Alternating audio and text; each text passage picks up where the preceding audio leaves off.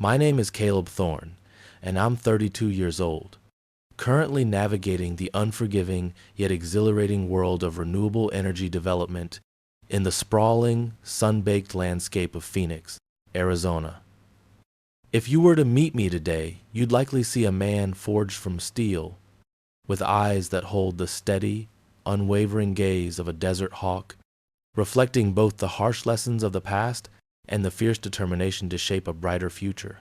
My hands, once accustomed to the endless demands of thankless labor, now deftly command the complex blueprints of solar farms and wind turbine arrays. I am the founder and CEO of SoulForge Energy, a rapidly expanding startup specializing in sustainable power solutions. A venture I've poured every ounce of my sweat, tears, and soul into building from the ground up, a testament to resilience born from utter devastation. Many dream of a life like mine, one seemingly defined by success and innovation. But if you were to ask about my past, I would tell you a story far from easy.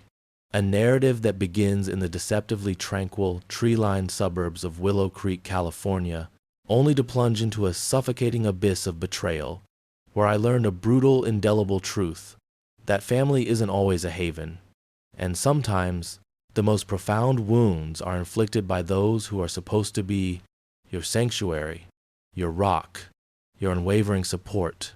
Willow Creek in my childhood was a town built on quiet ambition and carefully cultivated appearances. Our home, a sprawling modern minimalist house nestled on a hill overlooking a manicured golf course, was a testament to my father's seemingly boundless success. My father, Jonathan Thorne, was a celebrated venture capitalist, a titan in the tech industry, whose name was whispered with reverence in boardrooms across Silicon Valley.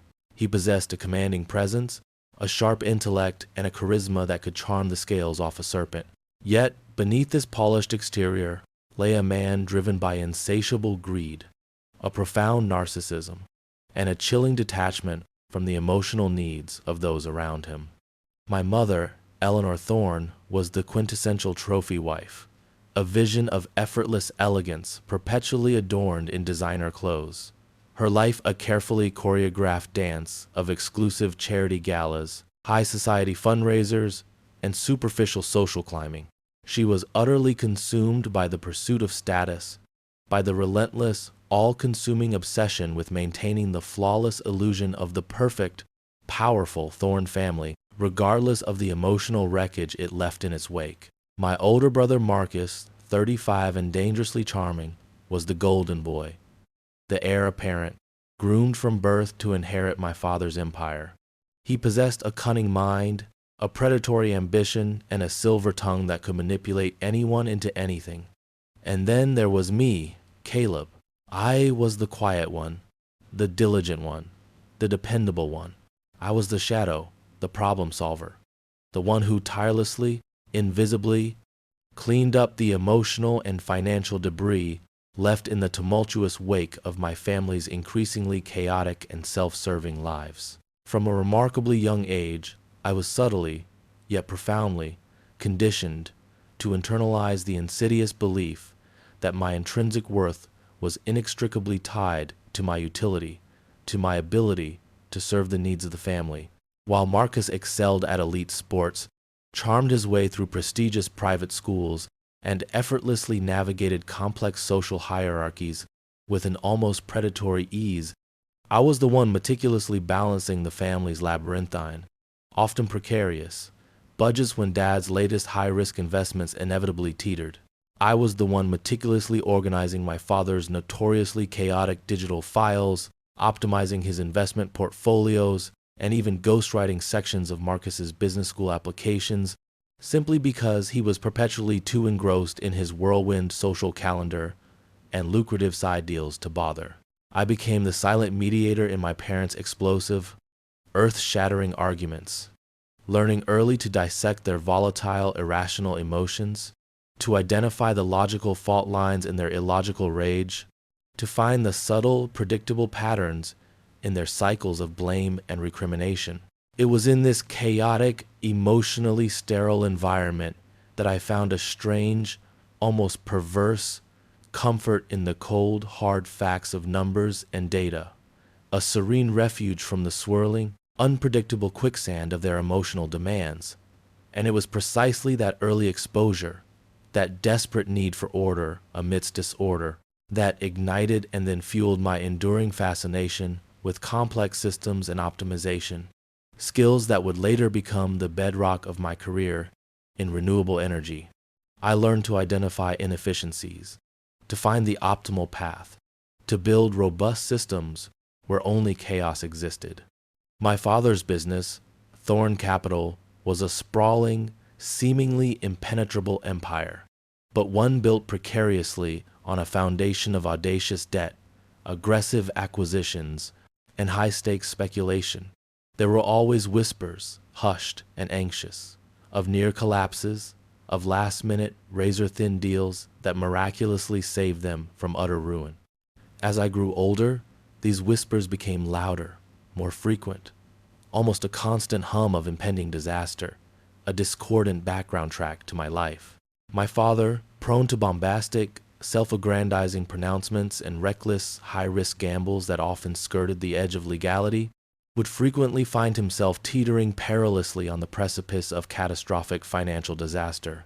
And each time, with a chilling predictability that became my unseen burden, I was the one who quietly, invisibly stepped in, armed with the rudimentary yet rapidly expanding financial knowledge I'd painstakingly gleaned from his haphazard, often deliberately opaque, paperwork. I worked tirelessly, often in secret, to untangle the complex knots of debt, to find the hidden leverage points, to smooth over the ruffled, indignant feathers of angry, increasingly aggressive creditors and litigious investors. I became remarkably adept at navigating arcane legal documents, at sifting through mountains of disjointed, often contradictory financial data, laboring for days on end to find the one crucial detail, the one overlooked loophole that could pull them back from the brink. My college summers were spent not interning at cutting-edge engineering firms like my fortunate peers, but instead buried alive in dusty physical ledgers and endless digital spreadsheets, playing financial detective and corporate strategist for a family that never once truly acknowledged my indispensable efforts, let alone expressed genuine gratitude.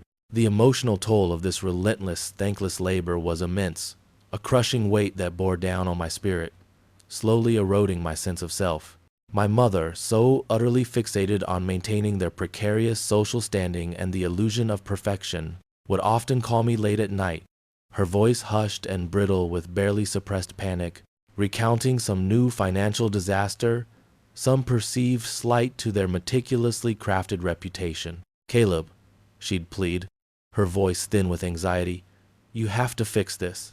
Your father is beside himself, absolutely distraught. Marcus's upcoming merger with Innovate Tech, it's vital, and we simply cannot have this scandal overshadow it.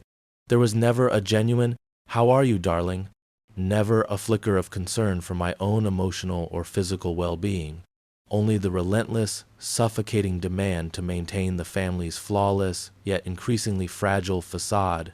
Marcus, meanwhile, floated effortlessly above it all, serene in his self-absorption, occasionally deigning to drop a casual, yet undeniably urgent, request.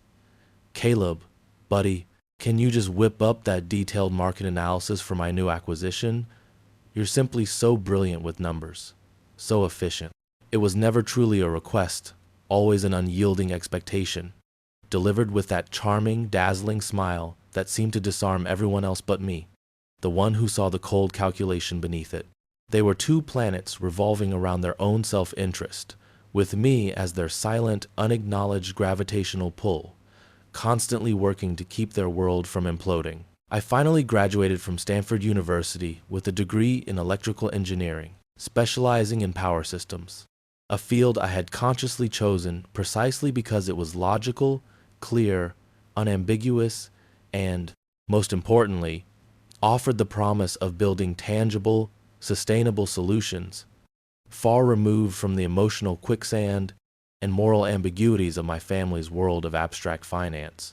I had a promising, indeed enviable, job offer from a major renewable energy firm in Austin, Texas, a genuine golden ticket to a new life.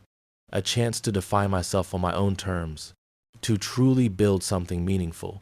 But just as I was about to pack my meticulously planned bags, the dreaded call came. It wasn't a whisper this time. It was a deafening roar. My father's biggest, most audacious venture, the sprawling commercial real estate complex known as the Emerald City Towers, had spectacularly, catastrophically collapsed. It wasn't just a construction flaw.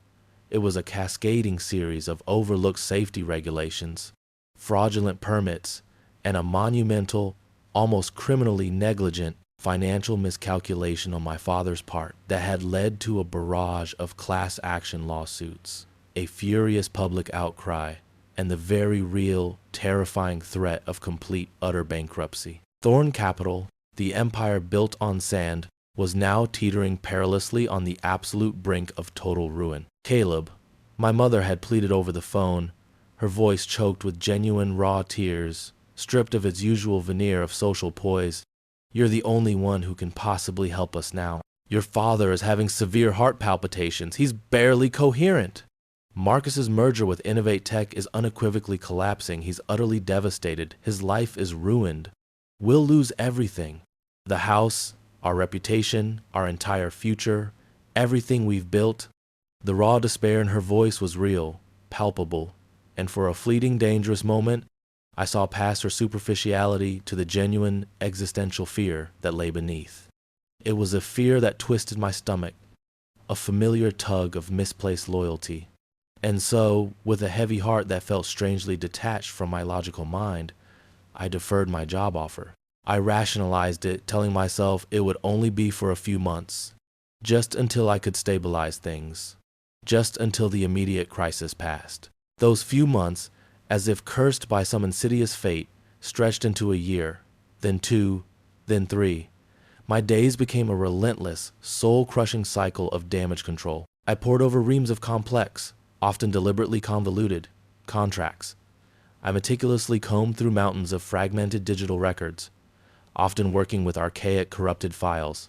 I painstakingly discovered hidden clauses designed to deflect liability, untangled fraudulent subcontractor payments that implicated a vast web of shadowy figures and shell corporations. I worked tirelessly, often pulling all-nighters that bled into the next day, fueled by lukewarm, stale coffee and the desperate, irrational hope that I could somehow save them, that my ceaseless efforts would finally, miraculously, earn me the recognition, the love, the familial bond I so desperately, unconsciously craved. I became the ghost in the machine, the silent, unacknowledged architect of their slow, painful recovery, sifting through millions of lines of financial data, uncovering the faint, yet damning, digital fingerprints of every questionable transaction, every illegal maneuver. My nascent skills as an aspiring engineer specializing in system optimization and problem solving were honed not in a controlled, sterile lab environment, but in the brutal, unforgiving crucible of an escalating family crisis. I learned to anticipate complex failures, to detect subtle anomalies that others missed, to trace the most minuscule financial breadcrumbs back to their source, even when those sources were deliberately obscured by layers of deceit. My brain, once filled with dreams of solar panels and clean energy grids, became a finely tuned instrument of financial detection and corporate damage control. During this grueling purgatorial period, my own life withered, became almost invisible. My friends, initially sympathetic and concerned, slowly, inevitably drifted away, their texts becoming less frequent, their calls unanswered.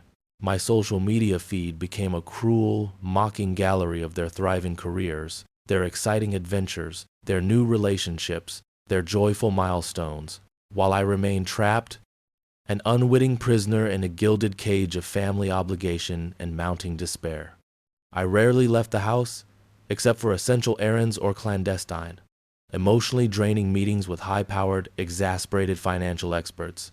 My world, once expansive and full of potential, shrank to the suffocating dimensions of Thorn Capital's increasingly dire financial woes.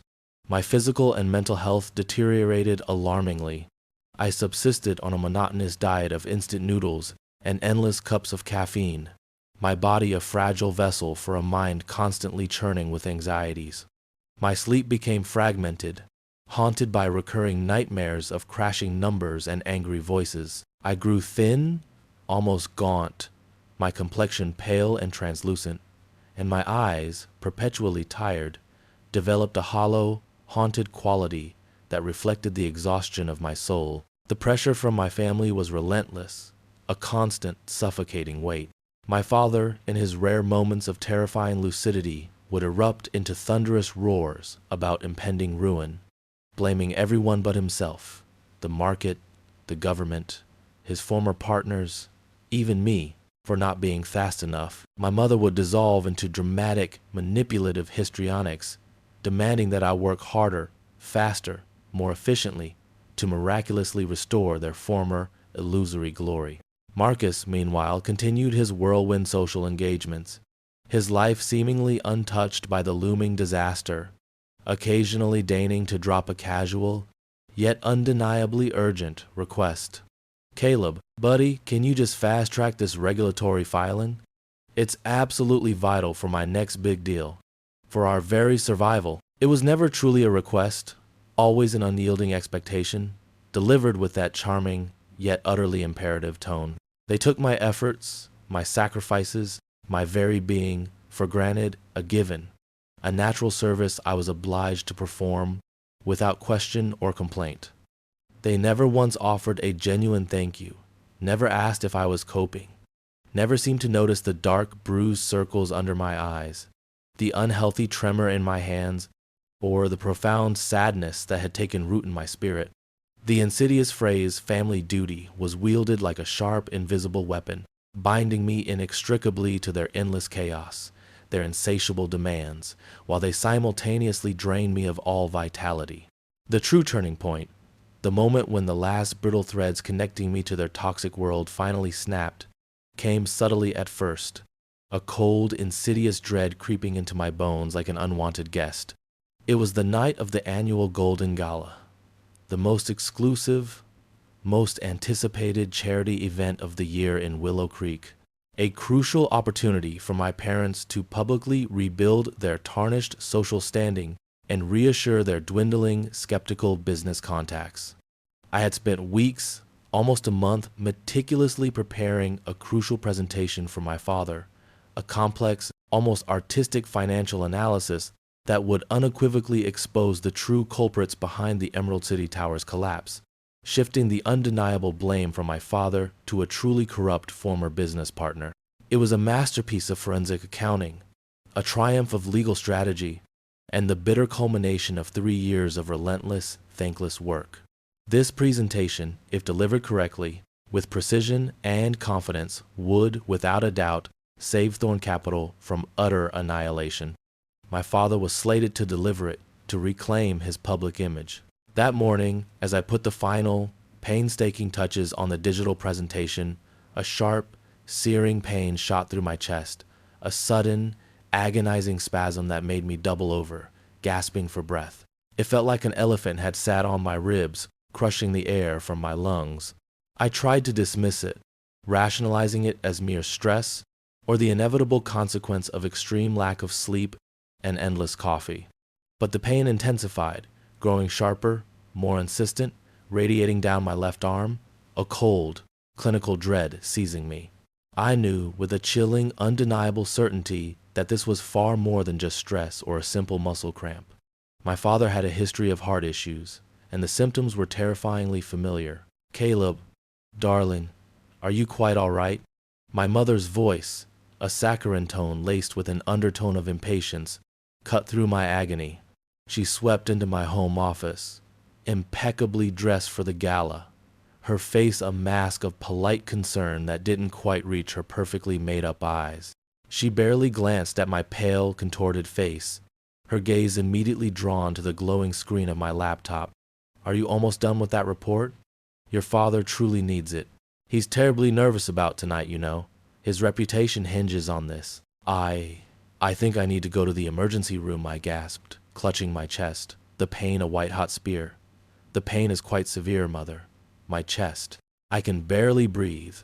My mother paused, a flicker of irritation, almost disdain, crossing her perfect features. Emergency room? Now, Caleb, really. It's the Golden Gala night, the most important event of the season. Can it possibly wait? You know how absolutely vital this is for the family. Your father relies entirely on you for the final overview. Just take some aspirin, dear, and rest for an hour. You'll be perfectly fine. She gave me a dismissive wave of her perfectly manicured hand, already turning to admire her reflection in the ornate, gilded mirror on the wall, completely oblivious to my agony. Don't be dramatic, Caleb. We simply don't have time for this inconvenience. Marcus is waiting for us. Just then, Marcus entered, equally impeccable, his custom-tailored suit rustling softly as he moved, a faint scent of expensive cologne trailing behind him. He glanced at me with a bored, almost indifferent expression, as if I were a minor, irritating distraction. Oh, is he having another one of his episodes? Caleb, honestly, you're always so fragile, so melodramatic. Pull yourself together. Dad absolutely needs that report now. He offered a saccharine, yet utterly insincere, smile. Don't you dare ruin tonight for us, Caleb. It's too important. My merger depends on this. I looked at them then, truly looked at them, my vision blurring not just from pain, but from a sudden, stark, devastating clarity. My mother, so utterly consumed by appearances, her deep-seated fear of social embarrassment outweighing my obvious, undeniable distress. Marcus, so accustomed to my perpetual sacrifice, my endless availability, seeing me as nothing more than a tool to be utilized, a problem to be fixed, an inconvenience to be ignored. In that excruciating moment, the years of quiet resentment, the suppressed anger, the profound loneliness, solidified into a hard, cold core of devastating realization. They didn't care. Not about me, only about what I could do for them, what benefit I could provide to their crumbling facade. I clenched my jaw, pushing down another wave of searing pain, my body trembling with the effort.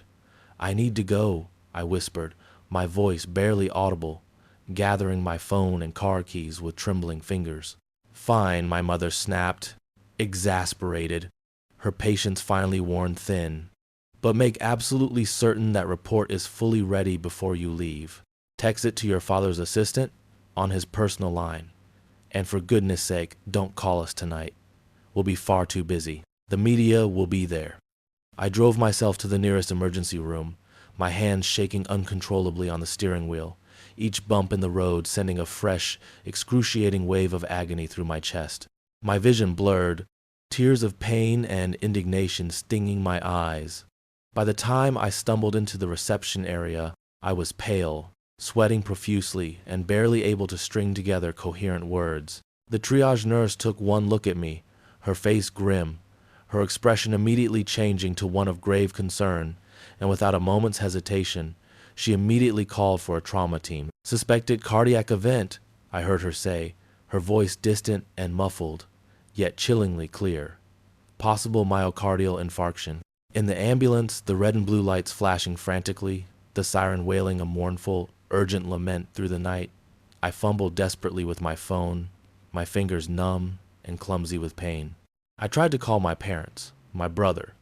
Each call went straight to voicemail, their phones likely deliberately turned off for the gala, to avoid any unwelcome interruptions. Hey, it's me, I gasped into my father's voicemail, pain making my words slurred, barely intelligible. They're taking me to St. Michael's Hospital. Something's really wrong. My chest, I think it's my heart. I need you. Another wave of excruciating pain cut me off, stealing my breath, forcing a strangled cry from my lips. I tried my mother, then Marcus. Marcus actually picked up on the fifth ring, his voice muffled by a cacophony of background music, clinking glasses, and polite laughter. Caleb, I can't talk right now. The gala's literally starting, and my new investor just arrived. It's a critical moment. Marcus, I choked out, tears of pain and absolute desperation stinging my eyes, mingling with the sweat on my forehead. I'm in an ambulance. They think it's a heart attack.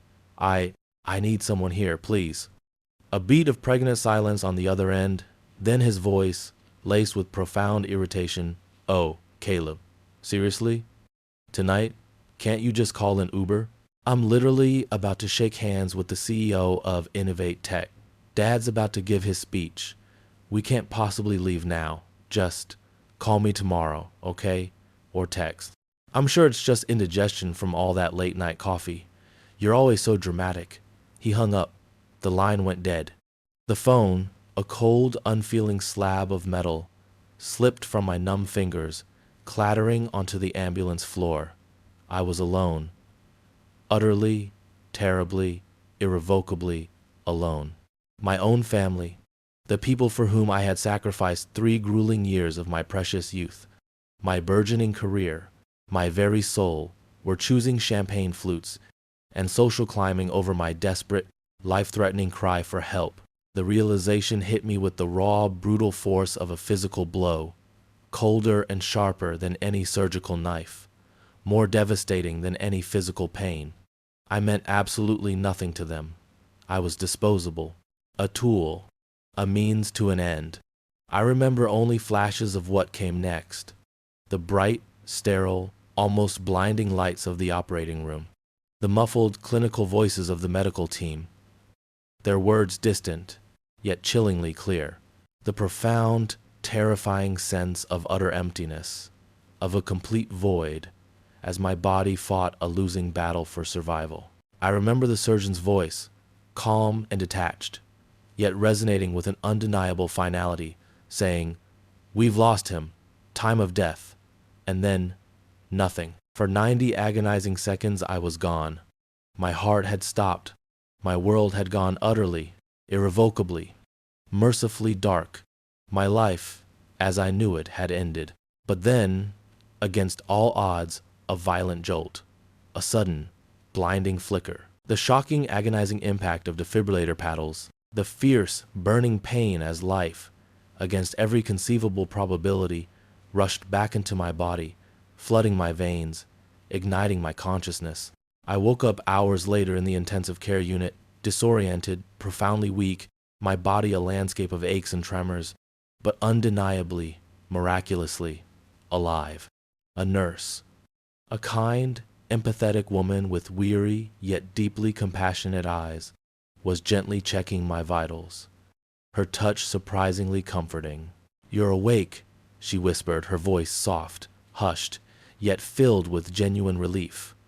"You gave us quite a scare, young man. You were gone for almost 90 seconds there, clinically dead. But you're a fighter, Caleb, a true warrior." "My family?" I croaked, my throat raw and parched, my voice a mere rasp. "Did anyone come? Did anyone call?" The hope was a fragile, almost imperceptible flicker. She shook her head slowly, her expression compassionate, yet tinged with sorrow. "No calls, dear. Just a few frantic texts from a relative, asking about a critical report, a business document, it seemed. But no one came. Not through the night, not in the morning. It's just you and us here, love." That was it. The final, definitive cut. The last sharp twist of the knife, but this time it severed the last remaining, almost invisible cords of obligation and illusion that still bound me to them. In those 90 seconds of non-existence, I had shed the person I used to be, the person they had molded me into, the fixer, the loyal, self-sacrificing son, the silent martyr. I was reborn, not into a new family, but into a profound and liberating solitude, a terrifying yet exhilarating freedom. I was finally free. Recovery was excruciatingly slow, agonizing in its deliberateness. Physically, my body gradually healed, the wounds slowly closing, but the emotional and psychological scars were deeper, far more insidious.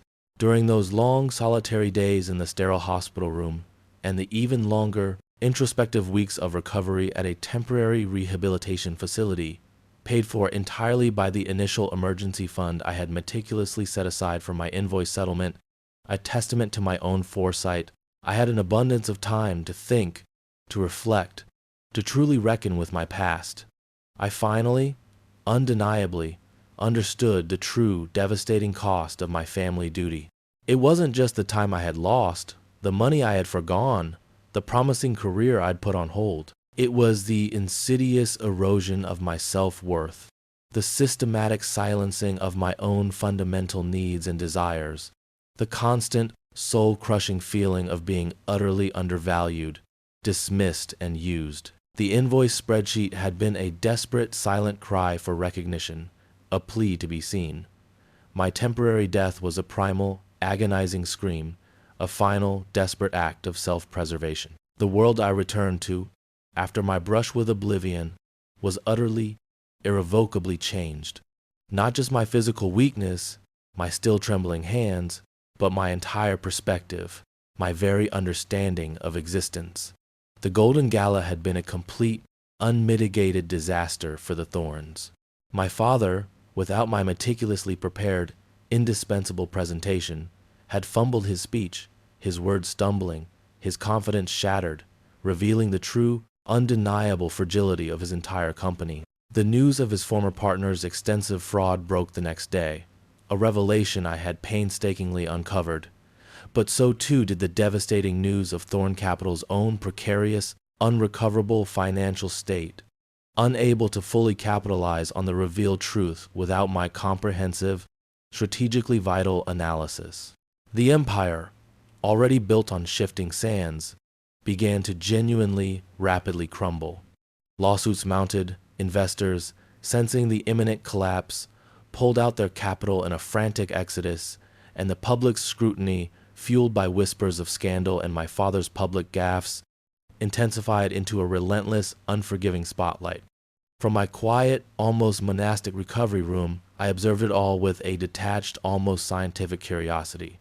My phone, which had been chillingly silent during my crisis, now buzzed incessantly, almost vibrating off the nightstand, with frantic, desperate calls from Marcus, then my mother, then my father. They were no longer demanding my help, no longer commanding. They were begging for it, their voices laced with a pathetic desperation I had never heard before. "Caleb, you have to help us. Dad's company is absolutely collapsing. We're losing everything. The house, our reputation, our entire lives are being destroyed." My mother's voice, once so haughty and composed, now sounded brittle, broken, and utterly desperate. Marcus, usually so composed and calculating, sounded genuinely panicked, his carefully constructed facade crumbling. I didn't answer, not a single call. I didn't send a single reply. Their calls became increasingly desperate, then shifted subtly to thinly veiled threats, then back to pathetic pleas, then angry accusations. I let them all go to voicemail, deleting them unlistened, my finger pressing the delete button with a quiet, resolute finality. I had nothing left to give them. My well of sacrifice was utterly, irrevocably dry. My lawyers, whom I had shrewdly retained from the initial invoice dispute, acted swiftly and decisively. With Thorn Capital teetering on the very edge of complete bankruptcy, and armed with my meticulously documented, irrefutable evidence of their prior exploitation of my labor, my forced servitude, and their appalling neglect during my medical crisis, they presented a formidable, undeniable case.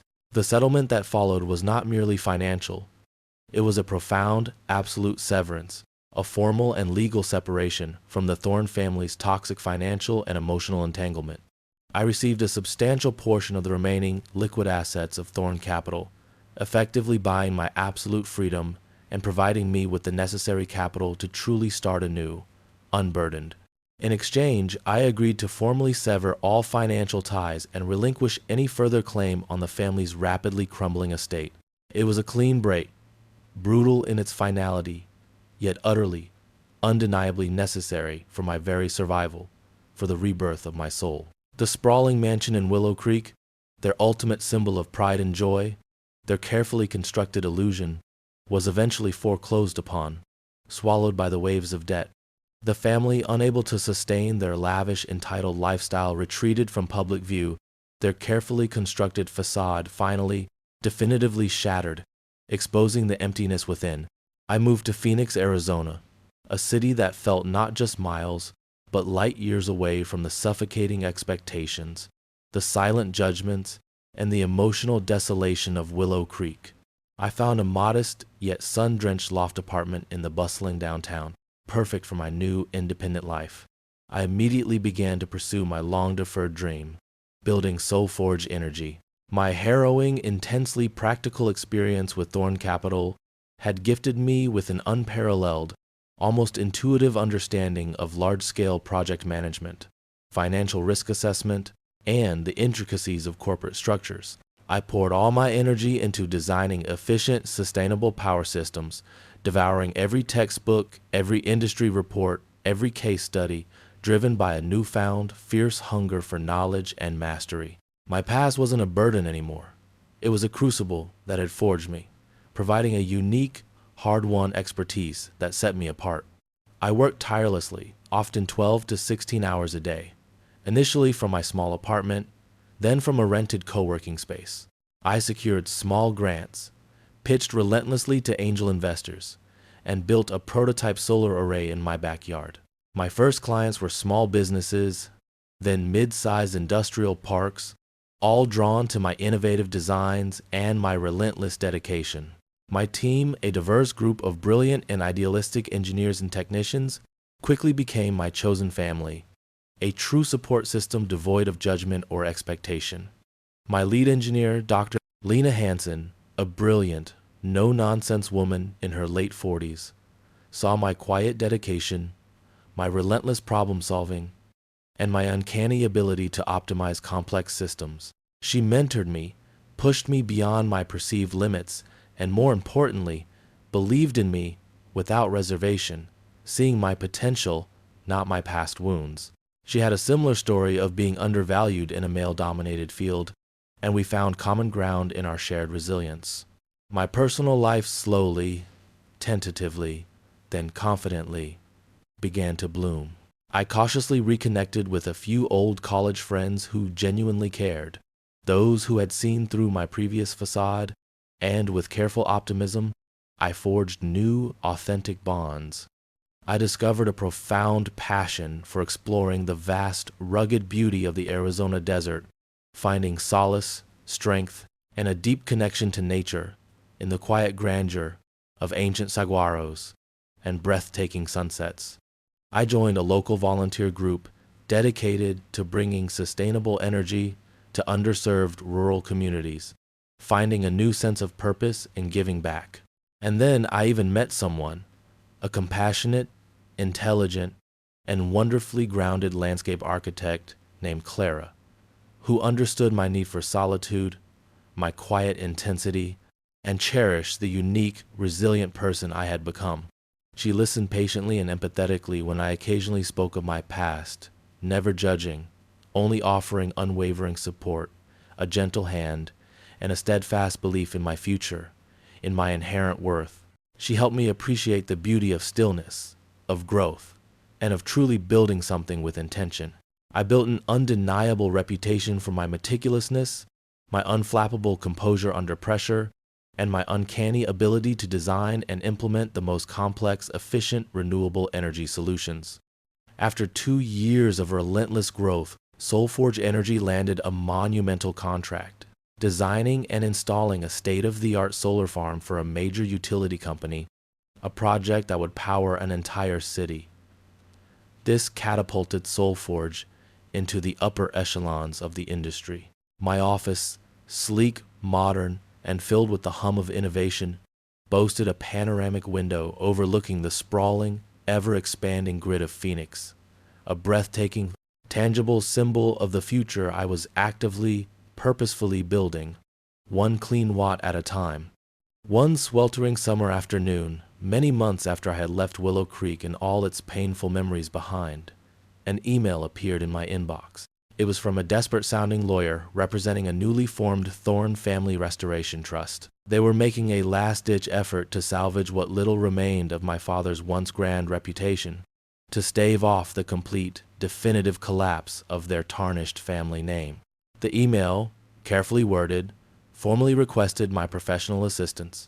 They had uncovered compelling evidence of further extensive financial malfeasance by my father's old business partner, the very man I had initially uncovered. But the crucial data was locked, heavily encrypted, and seemingly beyond their internal capabilities to retrieve. They needed a top-tier expert in financial forensics and data recovery. They needed me. My name, Caleb Thorne, was the only one that could unlock their deepest, darkest secrets. I looked at the email, my finger hovering over the delete button, a wave of familiar, bitter memories washing over me. The temptation for vengeance, for a final, cutting refusal that would seal their fate, was undeniably strong, almost intoxicating. But then I paused. I thought of the innocent former employees who might still be affected by the collapse of that business, however tainted its legacy. I thought of the countless families who had lost their savings, their retirement, invested in my father's reckless schemes. And I thought of the quiet satisfaction of using my unique, hard-won skills not for personal retribution, but for a larger form of justice. To right a wrong that transcended my own personal history, to truly clean up the mess they had created. I crafted a reply. It was professional, precise, and utterly devoid of any personal emotion. I listed my rates, my terms, and my stringent conditions for engagement. They were astronomical, reflecting not just my unparalleled expertise, but the sheer urgency and desperation of their situation. I also stipulated a non-negotiable condition. Any recovered funds beyond a certain predetermined threshold after my fees would be directly channeled into community rebuilding projects in Willow Creek, specifically focusing on affordable housing initiatives, comprehensive mental health support services for at-risk youth, and educational scholarships for underprivileged students. Areas that had been systematically neglected by my family's former self-serving ventures, often directly harmed by my father's dealing. It was a chance to transmute their past destruction into future healing, using their own resources, their own mistakes, as the catalyst for profound, positive change. They balked, of course. My father, in a rare, direct phone call, spoke to me, his voice a disorienting mixture of genuine outrage, desperate pleading, and lingering, pathetic arrogance. "Caleb, you can't be serious. Those rates are absolutely absurd. And the conditions? It's our money. This is blackmail.